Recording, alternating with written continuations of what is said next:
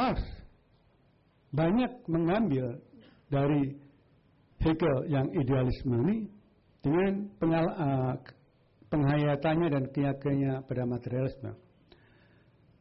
Seperti saudara-saudara ketahui, idealisme adalah filsafat yang mengatakan bahwa hal-hal di dunia ini adalah jelmaan dari ide yang ada di atas Tuhan atau di sesuatu yang transendental atau di akal budi yang agung.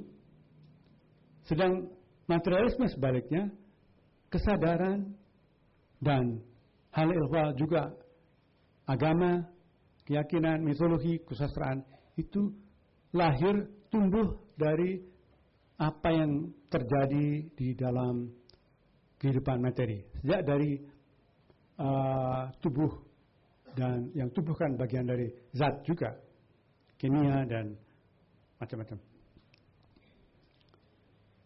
Nah, Marx waktu itu mewarisi dua tradisi.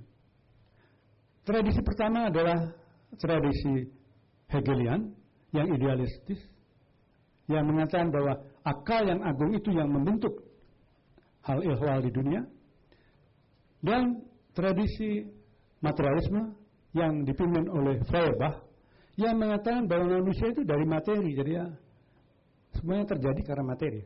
Marxis itu menyebarkan satu filsafat materialis yang menganggap bahwa materi itu adalah tertinggi.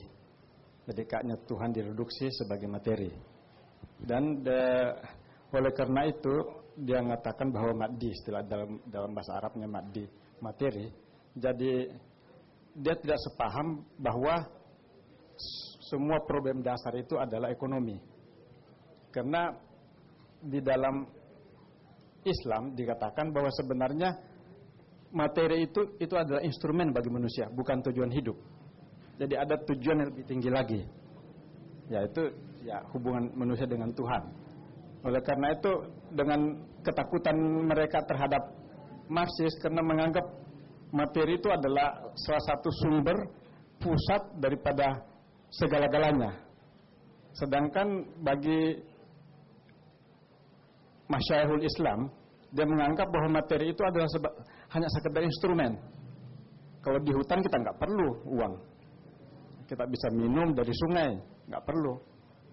Jadi supaya orang jangan serakah, dia menganggap bahwa dengan adanya maddi daripada Marxis ini orang jadi serakah.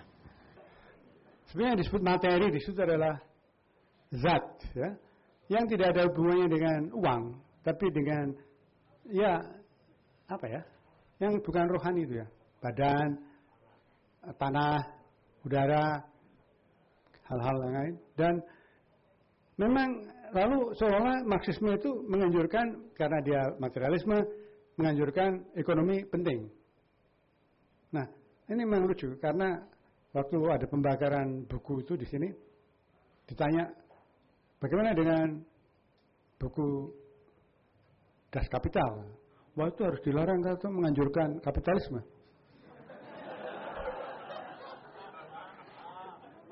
Sebetulnya itu tidak usah diketawakan, itu terjadi pada orang Indonesia.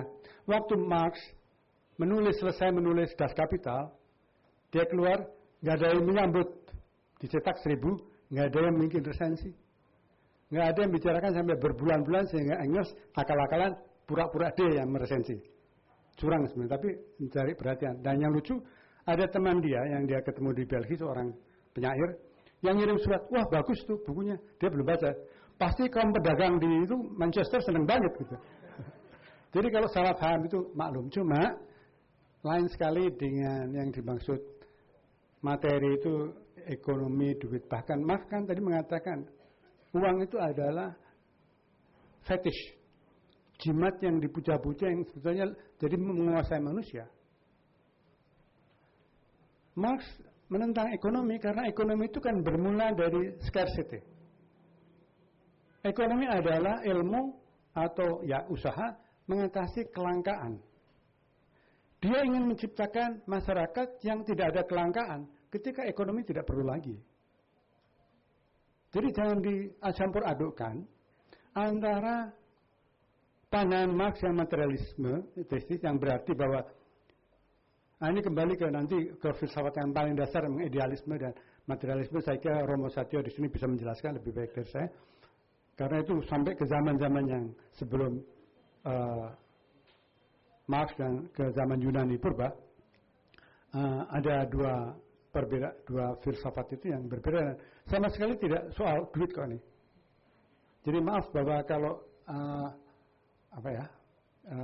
kaum ulama menentang Marxisme karena Marxisme menganjurkan mata duitan, ya salah itu.